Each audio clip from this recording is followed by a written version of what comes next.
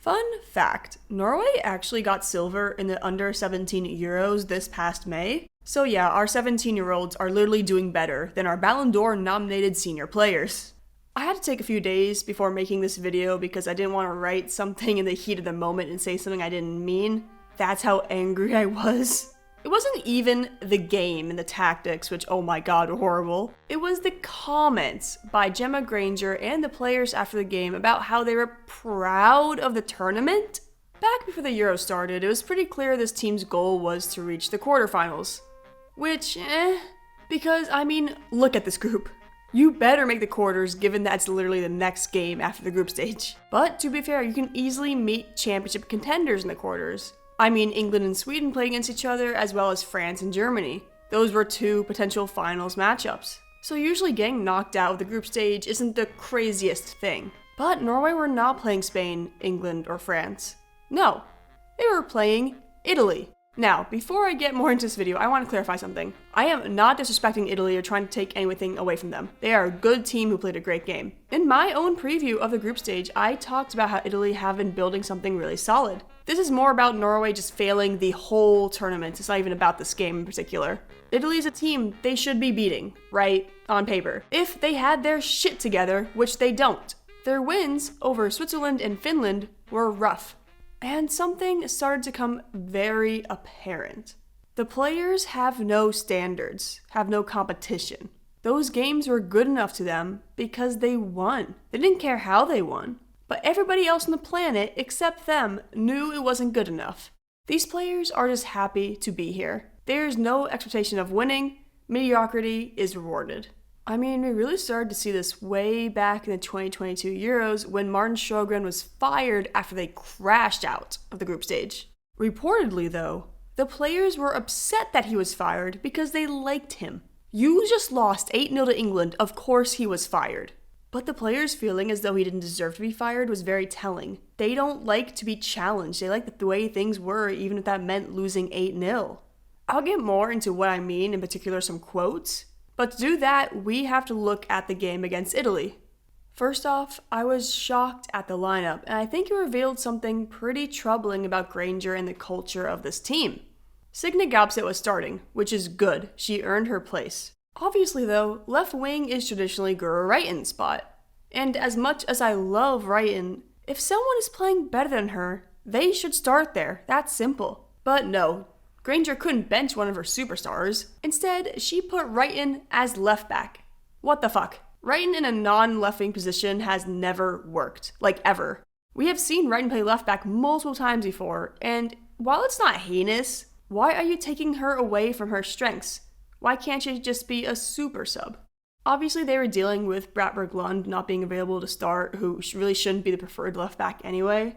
But instead of kicking Tuva Hansen to left back, which is what should have happened, they put Reiten there instead of starting Harvikin at center back.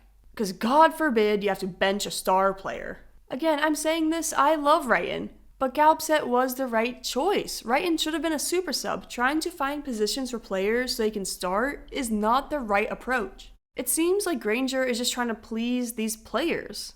Lisa Noalsson also, I know the midfield is not the greatest right now, but she should not be starting. Unfortunately, at the start of the game, Norway's lack of defenders really started to be clear. Mjelde, who had been playing pretty well this tournament, got off to a really rough start. But to be fair, Norway wasn't even challenging offensively. It was literally all Italy for the first 30 minutes. Norway didn't have one chance for a goal. Until the 35th minute mark where this happened. Look, Ada has clearly been off her game. If she just misses this opportunity, fine. People are caught off guard. But this has happened so many times throughout the tournament so far with her, I literally wouldn't have started her this game. Why is Roman Hogg not in the squad? You think Grainger would change something after halftime? Nope. She didn't adjust for the fact a few players were clearly underperforming, and it led directly to a goal. Credit again to Italy, it was a very good move from Cantore and Girelli, but that has to be cleared somewhere. Norway's luck that we saw in the group stage really started to come through though, as a Cantore goal was called off, and Norway later secured a penalty. But, for some reason, Hegerberg, despite missing in the group stage, was the penalty taker. Everyone in the world knew this was a bad idea, except the Norway camp, I guess. And look what happened. Look, Hegerberg is not even a bad penalty taker. In fact, this Euros has been god-forsaken penalty-wise. Every single person is missing. But if you're Norway, you have Reiten and Mjelde on the pitch right now. Two of the most proven penalty takers in the world. Like, that's basically their specialty. And you don't, as a manager, have one of them be your main penalty kicker? I'm so serious. I think that's a fireable offense for Grainger. It's the easiest call to make. Instead, she makes the call that pleases the team star and the team. Hegerberg made up the miss kind of with a good goal of her own right after, but oh my god, it should not have to come to this. The team's game plan is literally hoping for one of the superstars to bail them out. When Jarelli hit the last-minute winner, I noticed something. There's a clear difference between the Norwegian players and the Italy players just on a pure motion standpoint. The Norwegians looked more annoyed than anything, except for a few. In the end celebrations, Italy is ecstatic, crying, right? Overwhelmed with emotion, because it means so much for them to reach the semifinals. The majority of the Norwegians aren't crying. Most of them don't look devastated. I don't want to generalize because there were some kids who looked devastated. Galpsik collapsed when the goal occurred and Turlin bent over. And look, I'm not a body language expert, right? But I think the reactions from the younger players and the veteran players were different and not in the way you want them to be different. I believe most of the players on the team weren't devastated. And that's an issue. You should absolutely be devastated in this scenario. We could talk tactics all we want. Grainger had a disaster class and should be sacked. But this federation isn't serious. These players are rewarded for mediocrity. It's why the same players start every time without competition. And I'm not telling this based off of body language. It's based on what the very own players are saying. Back in 2023, Norway crashed out of the Women's World Cup against Japan after somehow advancing out of a very, very poor group stage, where they lost to New Zealand, drew Switzerland, but killed the Philippines. The loss to New Zealand, though, was shocking due to the sheer difference in quality of players. It was pathetic. And do you know what Caroline Gram Hansen said in regards to Norway underperforming yet again? The expectation is too high. What? Yes, a real professional athlete said expectations are too high. What a horrible thing to say as an athlete. Like, I played club college rugby, and even we were taught that pressure is a privilege. And look, I understand that sometimes players don't just work well together on the field, even with quality. I mean, look at Belgium men. But New Zealand? They only have Ali Riley and a dream, while you lot had some of the best players in the world. And also, Graham's just kind of accepting that maybe it doesn't work on the pitch. Then do something about it. Like, try to fix it. Like, what? Don't lay down and take it. Around the same time, Hegerberg, the coach at the time, was in the media also. Check out this Substack article, by the way. I'll put the link in the description because they made a lot of good points last World Cup. Rees was obviously the star of the 1995 World Cup win. And regarding Norway reaching the top again, she said, with all the big nations really putting money into their women's programs now, little Norway will never, well, I should not say never, but we will struggle to get to the finals like we did when I played. Fuck you. What? Little Norway? Jesus Christ, is this how you talk about your own players in the country? Well, with this attitude, you won't win fucking shit. Because you look at the talent comparison between the Norway squad and some of the, I guess, quote, larger teams, and it's pretty comparable, actually. Rees also talked about needing to play counter-attacking football against larger national teams. And it's like, wow, okay, you really don't think Norway at all can challenge these teams with their talent? Like, that's already admitting defeat. I'm not going to pretend that sometimes you do have to play counter-attacking football, but this is a team with world-class players. It's such a shit mentality, and it's the same thing with Gemma Grainger now. Like, why are we playing a low block against Finland? We are astronomically more talented. What's missing is a coach who actually knows how to coach, and players who fucking believe in themselves. Like, look, I am far from a Lucy Bronze fan. Ask anybody I know and they will tell you I'm a Lucy Bronze hater, in fact. But that image of her bandaging her own leg is part of why England are so good. Not just because they are talented, but because they're full of players who give all of themselves to England and to winning. The most important thing to take away here is that Norway's attitude is broken. They accept defeat. They think of themselves as little Norway who can't compete with these new and shiny national teams. which is stupid given how much talent and history they have. And yes, we have great players in big clubs all over Europe, but at the same time, we're also Norway.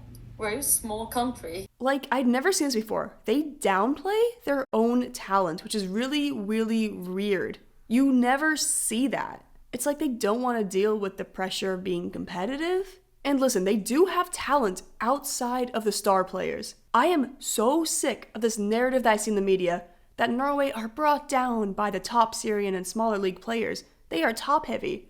No, they are still good players on this team. They view the 1995 era as something in the past that can never be revisited, and that it's unfair that the Norwegian public expects more from them. God forbid you beat Iceland. Even more worrying is actually revealed in a 2022 interview with Tuva Hansen right before the disastrous Euros, back when she was at Brann back in Norway. And this is where I want to nip the narrative in the butt that the top Syrian players aren't to the standard as the WSL and Barcelona players are. So around this time, 2021, 2022, Brann was becoming the most dominant team in Norway. And many of their players started getting called up to the national team. Tuva Hansen, Guro Bergsvand, Elizabeth Turland, Aurora Michelsen, Cecilie Kavame, Marit Brackberg Lund, Lisa Noalsson, Justin Kjelland. I mean, you get it. This team was really good, and we still see them fighting the Champions League with respectable performances. So right before the Euros, she gives an interview with FotMob about what makes Norway a threat at the Euros.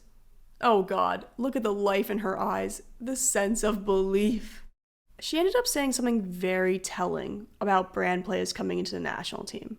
Coming in there, especially when I have my teammates with me too, we build that winning mentality and that culture of nagging each other in training. I don't think people are used to it on the national team. At Brann, it's different.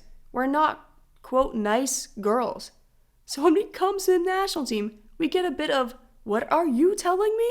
But we need this competition in our team. It's important to have that winning mentality and sort of just beat each other up in training.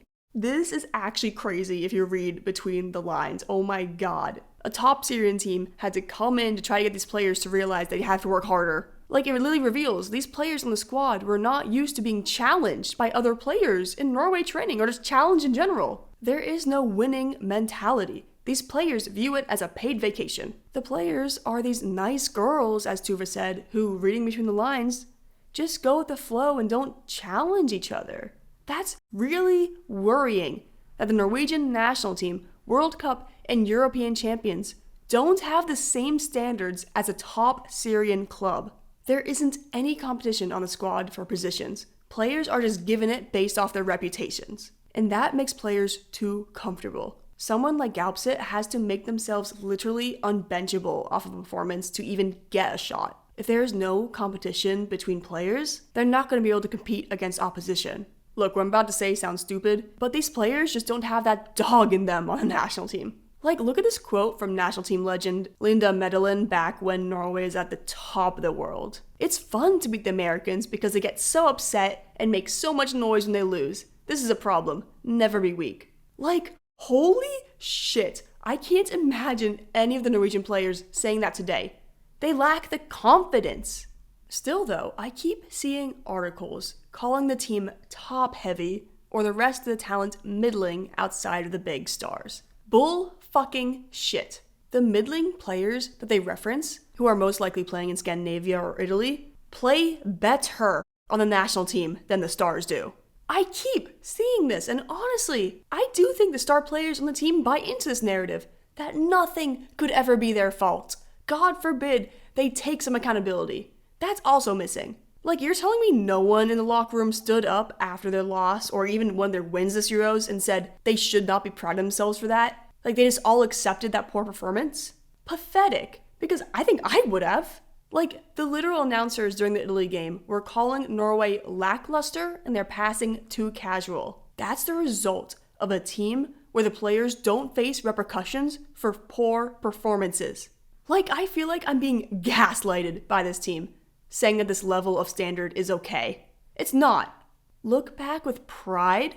Are you kidding me? You looked out with own goals. Call it what it is. If the ball bounces the other way, You crash out that group stage despite being the most talented team by far. And that's why I think it's time for the Federation to clean house before the young, hungry players can be poisoned by this team's attitude. Yes, I mean cutting off Hegerberg, Reiten, Hansen, and others. Like, I remember when Engen was first really starting to get called up. She had that spark. She took chances on worldies when she played for Norway. And I think that light has died. Because I see Signe Galpset, Celine Bizet, Elizabeth Turland giving more for the national team shirt than any of the veteran players have done in a long time. The Federation has to take a stand and say this is not the standard we want. Yes, you would lose your world-class players, but clearly that doesn't matter based on their performances. The future is still promising. We are seeing so many large clubs go after young Norwegians, and we still have the Hammarby trio. Aside from the younger players on the team already like Bizet, there is Foria Dorsen, Martin Fenger, Olde Mathilde Johansson, a defender, thank God, Elida Kolbjornsen, Katinka Tandberg, Emily Jaramo, Julie Blokstad. The under-17 squad just finished second in the U17 Euros this May. A huge result. The under-23 team just a month before also finished second in a U23 European tournament with some familiar names. Norway, despite their senior players thinking of it as Little Norway, is a hotspot for talent. And with the right mentality, after rebuilding this team with a new generation, they will be able to challenge the top of Europe again. But they have to cut this thing off right now. Get rid of the poison. So, do you agree with what I'm saying with my assessment? What do you think's going wrong? Thank you so much for watching though. It would mean a lot if you would leave a like, as I put a lot of time and effort into these videos. But honestly, I keep getting my heart broken every year with this team. And I need to see something drastic, and I don't think they will do something drastic. I think the Federation's going to keep Gemma Grainger, which is going to push us back another 10 years.